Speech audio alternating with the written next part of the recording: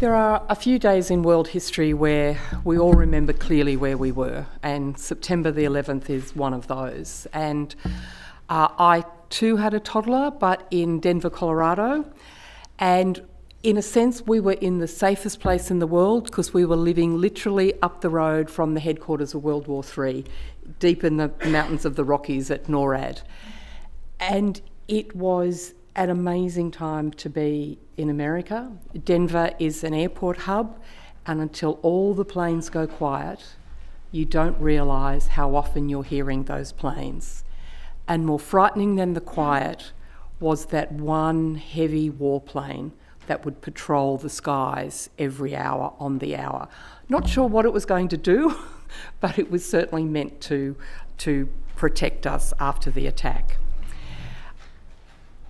There was tremendous loss of life and tremendous grief.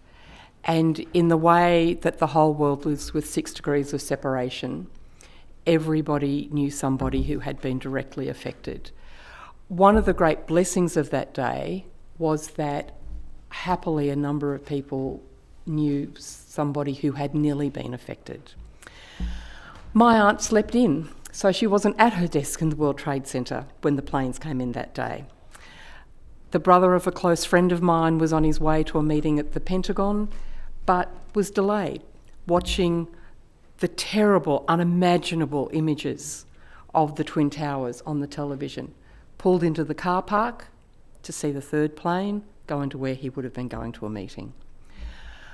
But for every story of a close call, there is a story of terrible loss, and children who grew up without their parents, and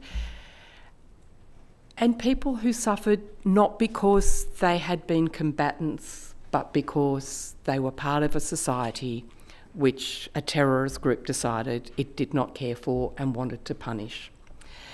And the grief that I saw was palpable, but I also saw in some ways the best of American values and what keeps us united in a very important alliance, because it is a strategic alliance, it is a military alliance, but it is an alliance of values. 2 days after 9/11, when everybody just wanted to nuke whoever was responsible, and that's all anybody was talking about in the supermarket, George W. Bush almost pulled that country back from the brink, called a National Day of Prayer and Reflection, which everybody observed, an amazing thing to see, and then after that said, we will seek justice, not revenge. They are really powerful values, and they are values that underlie our continuing alliance with the United States to this day, because we too, I hope, are a people of justice, not revenge.